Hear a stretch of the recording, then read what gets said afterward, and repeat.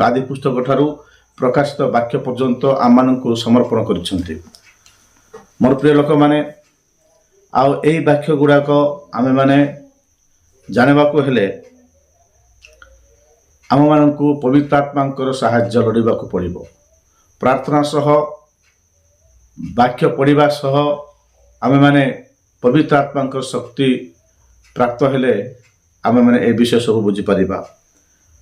थरकु 10 थर आमे माने कौन करिवार अछि, बारंबार ए वाक्य विषय आलोचना करिवार अछि। गोटे थरकु आमे माने ए वाक्य बुझी परिबा नाही, जेहेतु परमेश्वर तांक लोक मानक ठारे प्रकाश हेबाकु जाउछंती। जेहेतु एबे आमे माने शेष समय रछु, ए शेष समय रे परमेश्वरंकर आगमन विषय स्पष्ट भाव में आमनकर जानिबा उचित। आम मैंने जदि परमेश्वरंकर आगमन विषय रे स्पष्ट भाव में जानी परिबा नाही, ताहेले आम माननकु बोध हुए बंड शिक्षक मानक आबुडरे बा बंड ख्रीष्ट मानकर जाल रे पड़िबार संभावना बहुत अच्छी। तेणु मोर प्रिय लोक माने, मोर प्रिय मंडली, आपण माने सदा जागृत हुंतु एवं परमेश्वर वाक्य शुणा तत्पर हुंतु। आज वाक्य आम आलोचना करने पूर्व आसतु आमे माने प्रार्थना करिबा। प्रार्थना करिकी आमे वाक्य पढ़िबा, वाक्य पढ़िकी आमे माने आग को बढ़िबा। आसतु छोट प्रार्थना करिबा। सर्वशक्तिमान जीवंत करे सदा प्रभु आश्चर्य पराक्रम परमेश्वर, आम तुमको धन्यवाद करुछु। प्रभु तुम इच्छा नथिले, तुम अभिमत नथिले आमे कौनसी कार्य करि पारिबु नै। प्रभु गोटे निमिष मध्य बंची पारिबु नै। महा पिता परमेश्वर, आम प्रार्थना करुछु तुम पवित्र आत्मा को जरिया आमे माने तुम ठारे मागुअछु। जेहेतु तुम कहिछ मो नाम तुम जहाँ किछि माग ताहा तुम मानकु मु करिबि बोली कहिछ। प्रभु तुम ता तुम मानक निमित्त घटिबो बोली कहिछ राजा। हाँ प्रभु विशेष कर प्रार्थना करुछु ए प्रकाशित वाक्य प्रभु आम जे प्रकार बुझी पारबु प्रांजल भाव में। ओ प्रभु से तो पवित्र आत्मा का चालना आम जीवन प्रधान कर प्रार्थना करुच्ची। आ विशेष कर तुम पवित्र आत्मा हस्त आम पढ़ू एवं तुम आगमन परमेश्वर आम प्रस्तुत हेबू से साहाय्य कर। आम समस्त जे प्रकार भ्रांत शिक्षार न पड़ी ओ प्रभु तुम सत्य वाक्य प्रभु चली पारू से साहाय्य कर। महिमा गौरव प्रशंसा पूजा तुमको दे यीशु को नाम प्रार्थना कली प्रभु, आमेन। हालेलुया। मोर प्रिय लोक माने, मो प्रिय भाई और भौणी माने, आपण मानकु प्रभु यीशु ख्रीष्ट नाम रे ताहांकर वाक्य निमंते आह्वान करुअछि। ए जगह लिखाइछि यीशु ख्रीष्ट प्रकाशित वाक्य अविलंबे जहा जहा अवश्य घटिबो। एक पर्वर एक पदरु आमे 3 पद पर्यंत आमे माने पाठ करिबा। आ पाठ कला परे आमे माने ए वाक्यर तात्पर्य जानिबा पाए पवित्र आत्मा को साहाय्य लोड़िबा। आ ए जगह लिखाइछि मु पढुछि, मो सहित आपण माने खोलंतु। यीशु ख्रीष्ट प्रकाशित वाक्य अविलंबे जहा जहा अवश्य घटिबो सेही सबु से जेपरि आपना दास मानंकु जणांती, एथिपाई ईश्वर एहा ताहांक निकटरे समर्पण कले। आउ से अपना दूत प्रेरण करी निज दास जहन को यह ज्ञात कराइले। सही जहन ईश्वर वाक्य और यीशु ख्रीष्ट साक्ष्य संबंध रे, अर्थात से जहा सबू दर्शन कला से विषय साक्ष्य देउछंती। जे पाठ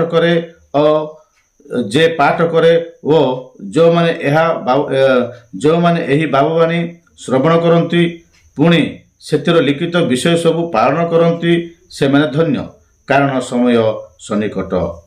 प्रभु ए पठित वाक्य दे आम समस्त को आशीर्वाद करंतु। छोट प्रार्थना करिबा।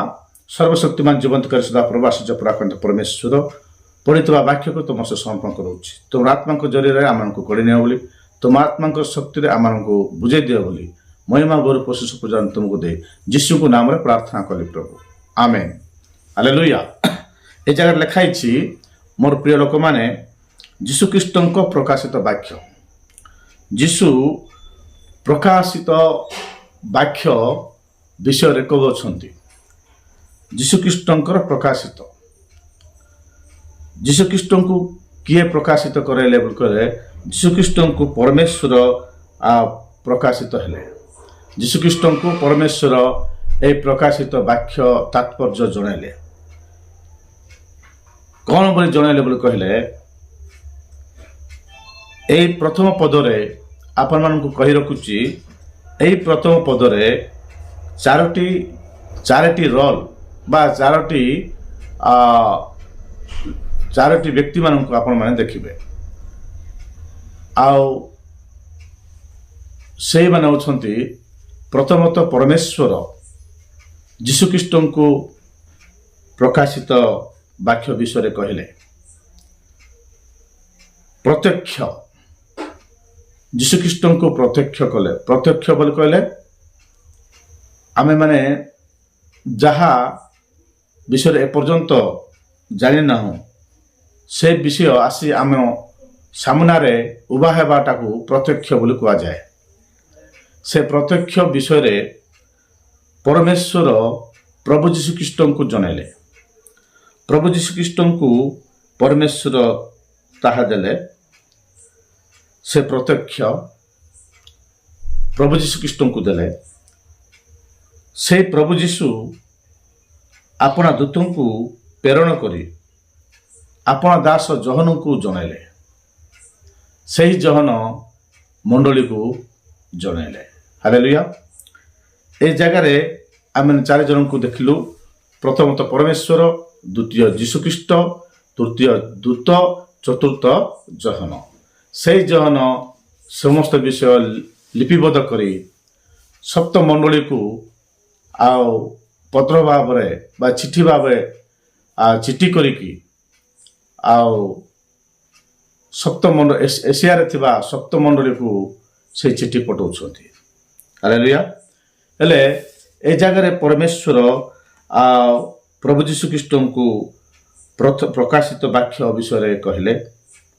ଅବିଳମ୍ବେ ଯାହା ଯାହା ଅବଶ୍ୟ ଘଟିବ, ଅବିଳମ୍ବେ ଯାହା ଯାହା ଅବଶ୍ୟ ଘଟିବ ସେସବୁ ସେ ଯେପରି ଆପଣା ଦାସମାନଙ୍କୁ ଜଣାନ୍ତି। ଭଲ ଭାବରେ ଆମେମାନେ ଚିନ୍ତା କରିବା।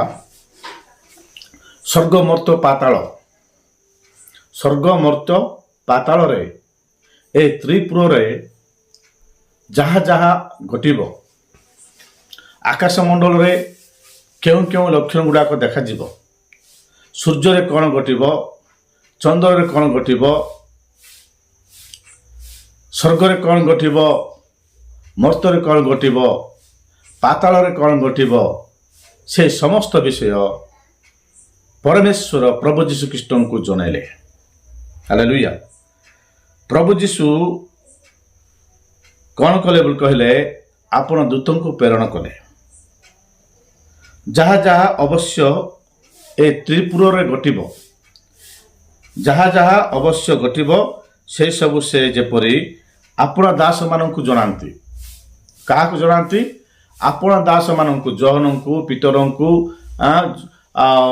ବିଶେଷ କରି ସିମୋନଙ୍କୁ, ପିତରଙ୍କୁ, ନାଇଁ ତାହାଙ୍କର ଯେତେଟା 12ଟା ଶିଷ୍ୟ ଅଛନ୍ତି, ତାପରେ ସେଇ 12ଟା ଶିଷ୍ୟମାନଙ୍କ ଠାରୁ ଅନେକ କୋଟି କୋଟି ଲୋକମାନେ, ହଜାର ହଜାର ଲକ୍ଷ ଲକ୍ଷ ଲୋକମାନେ ପରମେଶ୍ୱରଙ୍କ ସେବା କରିବାକୁ ଆଜି ବାହାରିଲେନି। ପରମେଶ୍ୱର ସେମାନଙ୍କୁ ନିଯୁକ୍ତ କରିଅଛନ୍ତି। ତା ସହିତ ମୁଁ ପାଷ୍ଟର ବୋଲି ଅନେକ ଭଣ୍ଡ ଶିକ୍ଷକମାନେ ମଧ୍ୟ ବାହାରିଲେ। ସେମାନଙ୍କୁ କେମିତି ଚିହ୍ନିବାର ଅଛି, ସେମାନଙ୍କୁ କେମିତି ଦୂରରେ ରଖିବାର ଅଛି, ସେ ସବୁ ବିଷୟ ପ୍ରକାଶିତ ବାକ୍ୟ ଲେଖା ହେଇଛି। ମୋର ପ୍ରିୟ ଲୋକମାନେ, ଆପଣମାନେ ଭ୍ରାନ୍ତ ହୁଅନ୍ତୁ ନାହିଁ। ପ୍ରକାଶିତ ବାକ୍ୟ ଶୁଣିବା ପାଇଁ ଏବଂ ବୁଝିବା ପାଇଁ ପରମେଶ୍ୱରଙ୍କର ପବିତ୍ର ଆତ୍ମାଙ୍କର ଶକ୍ତି ଆବଶ୍ୟକ ଅଛି। ଏ ଜାଗାରେ ଯାହା ଯାହା ଅବଶ୍ୟ ଘଟିବ ସେ ବିଷୟରେ ତାହାଙ୍କର ଆପଣା ପ୍ରଭୁ ଯୀଶୁଖ୍ରୀଷ୍ଟଙ୍କ ଦାସମାନଙ୍କୁ ଜଣାଇବା ପାଇଁ ପ୍ରଭୁ ଯୀଶୁ କ'ଣ କଲେ? ଏହି ପ୍ରତ୍ୟାଦେଶ ପରମେଶ୍ୱରଙ୍କ ଠାରୁ ପାଇଲେ। ଏଥିପାଇଁ ଈଶ୍ୱର ଏହା ତାହାଙ୍କ ନିକଟରେ ସମର୍ପଣ କଲେ। ହାଲେଲୁୟା। କ'ଣ ସମର୍ପଣ କଲେ? ଏହା ପରେ ଯାହା ଯାହା ଘଟିବ ସେ ସମସ୍ତ ବିଷୟ ପ୍ରଭୁ ଯୀଶୁଖ୍ରୀଷ୍ଟଙ୍କୁ ପରମେଶ୍ୱର କ'ଣ କଲେ? ତାହାଙ୍କ ନିକଟରେ ସମର୍ପଣ କଲେ। ପ୍ରଭୁ ଯୀଶୁଖ୍ରୀଷ୍ଟଙ୍କ ନିକଟରେ ସମର୍ପଣ କଲେ। ଯେତେବେଳେ ସମର୍ପଣ କଲେ, ଆଉ ସେ ଆପଣା ଦୂତ ପ୍ରେରଣ କରି ଯୋହନଙ୍କୁ ଏହା ଜ୍ଞାତ କରାଇଲେ। ହାଲେଲୁୟା। ଏଠି ସ୍ପଷ୍ଟ ଭାବରେ ଲେଖା ହେଇଛି, ଆମେମାନେ ପୁରା ମାନେ ଏନେ ତେନେ ହେବାର ଆବଶ୍ୟକ ନାହିଁ। ଆମେମାନେ ପୁରା ଗଭୀର ବିଷୟକୁ ମୁଁ ନିଜେ ଜିକିକି ବୁଝିନେବି, ମୁଁ ନିଜେ କାଢ଼ିକି ବୁଝିଦେବି ବୋଲିକି ଭାବବାର ଆବଶ୍ୟକ ନାହିଁ। ପବିତ୍ର ଆତ୍ମାଙ୍କ ସାହାଯ୍ୟ ଲୋଡ଼ନ୍ତୁ, ଆପେ ଆପେ ଆପଣଙ୍କ ଜୀବନରେ ପବିତ୍ର ଆତ୍ମା କାର୍ଯ୍ୟ କରିବେ। ହାଲେଲୁୟା। ଆପଣମାନେ ଶିକ୍ଷିତ ହେଇନପାରନ୍ତି, ଆପଣମାନେ ଅଜ୍ଞାନୀ ହେଇପାରନ୍ତି, ଆପଣମାନେ ଛୋଟ ହେଇପାରନ୍ତି, ଆପଣମାନଙ୍କ ପାଖରେ କୌଣସି ଜ୍ଞାନ ନଥାଇପାରେ। ମାତ୍ର ଯେଉଁମାନେ ପବିତ୍ର ଆତ୍ମାଙ୍କ ସାହାଯ୍ୟ ପାଇଥିବେ, ଯେଉଁମାନେ ପବିତ୍ର ଆତ୍ମାଙ୍କୁ ପ୍ରାପ୍ତ ହେଇଥିବେ, ସେମାନଙ୍କୁ ସେହି ପବିତ୍ର ଆତ୍ମା ଜ୍ଞାନ ପ୍ରଦାନ କରିବେ। ହାଲେଲୁୟା। ମୋର ପ୍ରିୟ ଲୋକମାନେ, ଏ ଜାଗାରେ ଈଶ୍ୱର ଏହା ତାହାଙ୍କ ନିକଟରେ ମାନେ ଯୀଶୁଖ୍ରୀଷ୍ଟଙ୍କ ନିକଟରେ ସମର୍ପଣ କରିବାରୁ ସେହି ଯୀଶୁ ଆପଣ ଦୂତଙ୍କୁ ପ୍ରେରଣ କଲେ। ହାଲେଲୁୟା। ସେ ଯୀଶୁ କ'ଣ କଲେ? ପ୍ରଭୁ ଯୀଶୁ କ'ଣ କଲେ? ଆପଣା ଦୂତଙ୍କୁ ପ୍ରେରଣ କରି ନିଜ ଦାସ ଯୋହନଙ୍କୁ ତାହା ଆଜ୍ଞା କରେଲେ। ହାଲେଲୁୟା। ନିଜ ଦାସ ଯୋହନଙ୍କୁ ତା ଆଜ୍ଞା କରିଲେ। କେତେ ଲୋକ ଦେଖିଲୁ ଆମେ ଜାଗାରେ? 4 ପ୍ରକାର କ୍ୟାରେକ୍ଟର ଦେଖିଲୁ। 4 ପ୍ରକାର ଲୋକମାନଙ୍କୁ, 2 ପ୍ରକାର, ଗୋଟେ ପ୍ରକାର ଲୋକ, ଆଉ ଗୋଟେ ପ୍ରକାର ଦୂତ, ଆଉ ଜଣେ ଅଛନ୍ତି ସୃଷ୍ଟିକର୍ତ୍ତା ପ୍ରଭୁ ଯୀଶୁ, ଆଉ ଜଣେ ଅଛନ୍ତି ସ୍ୱୟଂ ପରମେଶ୍ୱର। ହାଲେଲୁୟା। ହେଲେ ଯୀଶୁ ଅଲଗା, ପରମେଶ୍ୱର ଅଲଗା ତାହା ଭାବଉ ନାହିଁ। ତାହା ଭାବିଲେ ଆଉ ଆପଣମାନେ ଅଲଗା ଟ୍ରାକ୍ ବୋଲେ ଅଲଗା ମାନେ ପଥରେ ପଳେଇ ଯାଉଛନ୍ତି, ଅଲଗା ବାଟରେ ପଳେଇ ଯାଉଛନ୍ତି। ସେଇ ପ୍ରକାର ଭାବିବେ ନାହିଁ। ପିତା, ପୁତ୍ର, ପବିତ୍ର ଆତ୍ମା ତ୍ରିଏକ ପରମେଶ୍ୱର। ପିତା, ପୁତ୍ର, ପବିତ୍ର ଆତ୍ମା ତ୍ରିଏକ ପରମେଶ୍ୱର। ପିତା ନଥିଲେ ପୁତ୍ର ନାହାନ୍ତି, ପୁତ୍ର ନଥିଲେ ପବିତ୍ର ଆତ୍ମା ନାହାନ୍ତି, ପବିତ୍ର ଆତ୍ମା ନଥିଲେ ଈଶ୍ୱର ନାହାନ୍ତି। ହାଲେଲୁୟା। ଏ 3 ଜଣ ମିଶିଲେ ଯାଇକି ପରମେଶ୍ୱର। ହାଲେଲୁୟା। ଏ 3 ଜଣ 3 ପ୍ରକାର କାର୍ଯ୍ୟ କରିବେ। ଏ 3 ଜଣ 3 ପ୍ରକାର କାର୍ଯ୍ୟ କରିବେ, 3 ପ୍ରକାର ଆମମାନଙ୍କୁ ଦର୍ଶନ ଦେବେ। ହାଲେଲୁୟା। ପିତା ପିତାଙ୍କର ଦର୍ଶନ ଦେବେ, ପୁତ୍ର ପୁତ୍ରଙ୍କର ଦର୍ଶନ ଦେବେ, ପବିତ୍ର ଆତ୍ମା ତାହାଙ୍କର ଦର୍ଶନ ଦେବେ। ହାଲେଲୁୟା। ପ୍ରତ୍ୟେକ ସମୟରେ ପ୍ରତ୍ୟେକ ଆତ୍ମାକୁ, ପ୍ରତ୍ୟେକ ମନୁଷ୍ୟକୁ ପରମେଶ୍ୱର କ'ଣ କରନ୍ତି? ଏ 3 ଜଣ ଆସିକି ଏମାନଙ୍କୁ ଶିକ୍ଷା ଦିଅନ୍ତି। ହାଲେଲୁୟା। ପରମେଶ୍ୱର ତାହାଙ୍କର କାର୍ଯ୍ୟ ଯୀଶୁଖ୍ରୀଷ୍ଟଙ୍କ ସହିତ କରିବେ। ଯୀଶୁଖ୍ରୀଷ୍ଟ ତାହାଙ୍କର ଦାସମାନଙ୍କ ସହିତ କରିବେ, ତାହାଙ୍କର ଦୂତମାନଙ୍କ ସହିତ କରିବେ। ଦୂତମାନେ ପ୍ରଭୁ ଯୀଶୁଖ୍ରୀଷ୍ଟଙ୍କ ଶିଷ୍ୟମାନଙ୍କୁ ଧରିକି ସେମାନଙ୍କୁ ଜଣାଇବେ। ମାନେ ଗୋଟେ ପୋଷ୍ଟ ମାଷ୍ଟର, ପୋଷ୍ଟ ବୋଲାତା ଗୋଟେ ଡାକଘରରେ ପୋଷ୍ଟ ମାଷ୍ଟର ଆଉ ଯେ ପ୍ରକାର କାର୍ଯ୍ୟ କରିବେ, ଏ ଦୂତ ସେ ପ୍ରକାର କାର୍ଯ୍ୟ କରୁଅଛନ୍ତି। ହାଲେଲୁୟା। ଆଉ ସେ ପ୍ରକାର କାର୍ଯ୍ୟ ପାଇବା ପାଇଁ ଦୂତ ପ୍ରେରିତ ହେଲେ। ସେ ଆପଣା ଦୂତଙ୍କୁ ପ୍ରେରଣ କରି ନିଜ ଦାସ ଯୋହନଙ୍କୁ ଜ୍ଞାତ କରାଇଲେ। କୋଉ ବିଷୟ ବୋଲି କହିଲେ?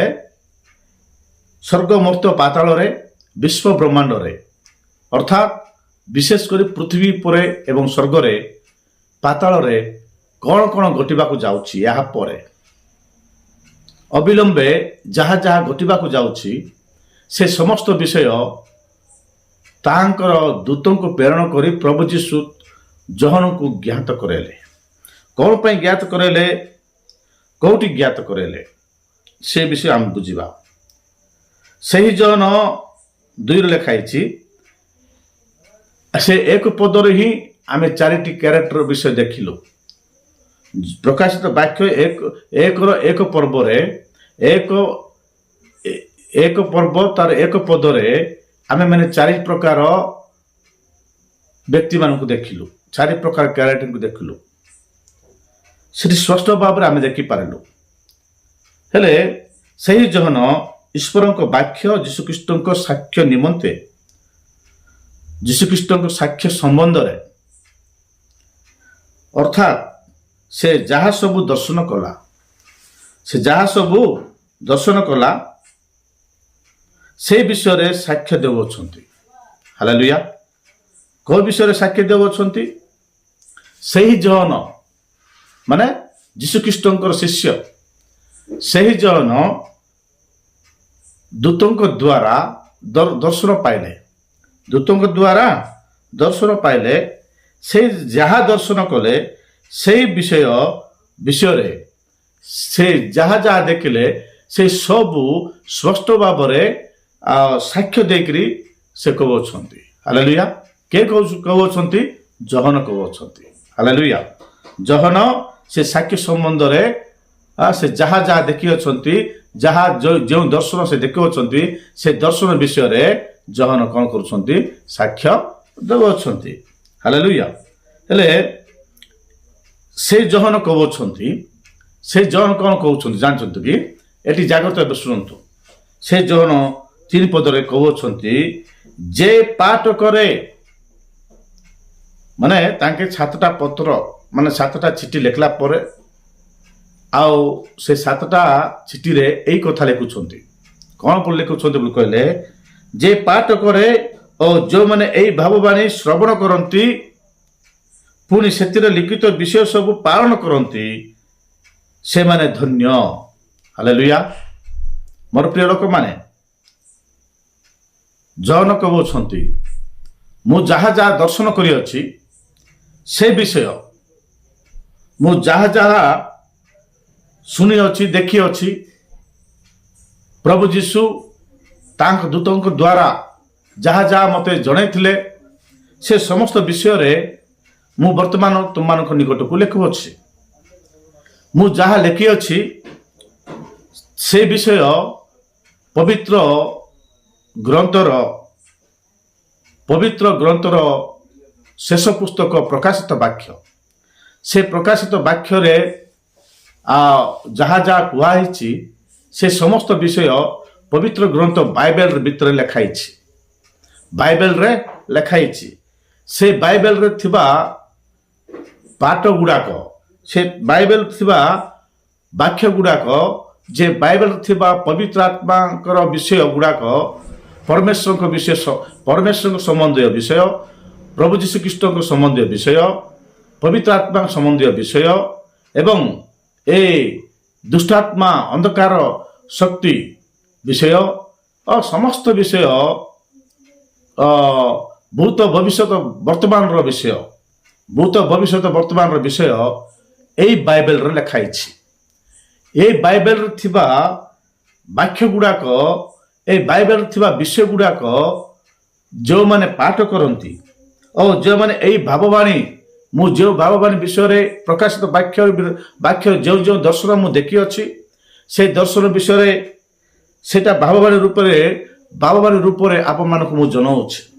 ସେ ଭାବବାଣୀ ଶ୍ରବଣ କରନ୍ତି, ମାନେ ଶୁଣନ୍ତି, ପୁଣି ସେଥିର ଲିଖିତ ବିଷୟ ସବୁ ପାଳନ କରନ୍ତି, ସେମାନେ ଧନ୍ୟ।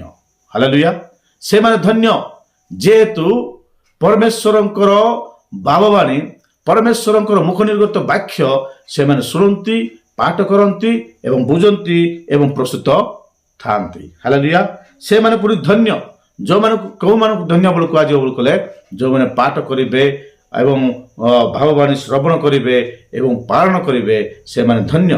ସେମାନଙ୍କୁ ପରମେଶ୍ୱର କହୁଛନ୍ତି, ତୁମେମାନେ ଆମମାନଙ୍କର ମୋର ସ୍ୱର୍ଗର ଅଧିକାରୀ ମାନେ, ତୁମେମାନେ ଧନ୍ୟ, ଯେହେତୁ ମୋର ସମସ୍ତ ସମ୍ପତ୍ତିର ଅଧିକାରୀ ତୁମେମାନେ ବୋଲି ପ୍ରଭୁ କହୁଛନ୍ତି। ମୋର ପ୍ରିୟ ଲୋକମାନେ, ଶେଷରେ ସେ କହୁଛନ୍ତି, ଆଜିର ବାକ୍ୟର ଶେଷରେ ସେ କହୁଛନ୍ତି, 3 ପଦର ଶେଷରେ କହୁଛନ୍ତି, କାରଣ ସମୟ ସନ୍ନିକଟ। ହାଲେଲୁୟା। କାରଣ ସମୟ ସନ୍ନିକଟ, ସମୟର ଅଭାବ, ସମୟ ଆଉ ନାହିଁ। ହାଲେଲୁୟା। ସମୟ ନଥିବା ହେତୁ ଆଉ ମୁଁ ତୁମମାନଙ୍କୁ ଲମ୍ବେଇକିରି କହିବାକୁ ମୁଁ ଚାହୁଁନାହିଁ। ସମୟ ନଥିବା ହେତୁ ମୁଁ ତୁମମାନଙ୍କୁ ସର୍ଟକଟ୍ ଭାବରେ କହୁଅଛି। ମୁଁ ଯାହା ଦର୍ଶନ କରିଛି ସେ ସବୁ ଯଦି ମୁଁ ଲେଖିବି ତାହେଲେ ପୃଥିବୀରେ ଜାଗା ଅଣ୍ଟିବ ନାହିଁ। ତେଣୁ ମୁଁ ସର୍ଟକଟ୍ ଭାବରେ ତୁମମାନଙ୍କୁ ବୁଝିବା ପାଇଁ ଏସବୁ କଥା ମୁଁ କହୁଅଛି। ତେଣୁ ଆଜିର ଏ ବାକ୍ୟ ଯେଉଁମାନେ ପାଠ କରିବେ, ଯେଉଁମାନେ ଏଇ ଭାବବାଣୀ ସବୁ ଶୁଣିବେ ଏବଂ ଏଇ ଭାବବାଣୀ ସବୁ ଶୁଣିକିରି ତଦନୁସାରେ ସେମାନେ ଯଦି ପାଳନ କରିବେ, ତାହେଲେ ସେମାନେ ଧନ୍ୟ ବୋଲି ଏଠି ଜହନ କହୁଅଛନ୍ତି। ମୋର ପ୍ରିୟ ଲୋକମାନେ, ଆଜିର ବାକ୍ୟ ଆପଣଙ୍କ ଜୀବନରେ କାର୍ଯ୍ୟକାରୀ ହେଉଛି ବୋଲି ମୁଁ ବିଶ୍ୱାସ କରୁଅଛି। ଆଉ ଆସନ୍ତା କାଲିକୁ ଆମେମାନେ ଅବଶିଷ୍ଟ ବିଷୟ ଦେଖିବା। ଆପଣମାନେ ସବୁବେଳେ ଆମ ସିୟନ ମଣ୍ଡଳୀର ଏଇ ଖ୍ରୀଷ୍ଟିଆନ ମେସେଜ ଚ୍ୟାନେଲକୁ ଆପଣମାନେ ଲାଇକ୍ କରନ୍ତୁ ଏବଂ ଦେଖନ୍ତୁ, ତାହେଲେ ଆପଣମାନେ କ'ଣ କରିବେ, ଆମମାନଙ୍କ ସହିତ ଯୋଗାଯୋଗ କରିପାରିବେ। ଆଉ କୌଣସି ଭୁଲ କୌଣସି ଡାଉଟ୍ ଥିଲେ ଆମମାନଙ୍କୁ ଜଣାଇବେ। ପ୍ରଭୁ ଆପଣମାନଙ୍କୁ ଆପଣଙ୍କ ପରିବାରକୁ ଏହି ପଠିତ ବାକ୍ୟ ଦ୍ୱାରା ସମସ୍ତଙ୍କୁ ଆଶୀର୍ବାଦ କରନ୍ତୁ। ଆମେନ୍। ଛୋଟ ପ୍ରାର୍ଥନା କରିବା। ସର୍ବଶକ୍ତିମାନ ଜୀବନ୍ତ ସଦା ପ୍ରଭୁ, ଆଜିର ବାକ୍ୟ ଯେ ପ୍ରକାର ତୁମ ଲୋକମାନଙ୍କ ଜୀବନରେ କାର୍ଯ୍ୟକାରୀ ହେବ ସେଥିପାଇଁ ସାହାଯ୍ୟ କର ବୋଲି ମହିମା ଗୌରବ ପ୍ରଶଂସା ପର୍ଯ୍ୟନ୍ତ ତୁମକୁ ଦେଇ ଯୀଶୁଙ୍କ ନାମରେ ପ୍ରାର୍ଥନା କଲି ପ୍ରଭୁ। ଆମେନ୍। ସମସ୍ତଙ୍କୁ ପ୍ରେଜ୍ ଦ ଲର୍ଡ।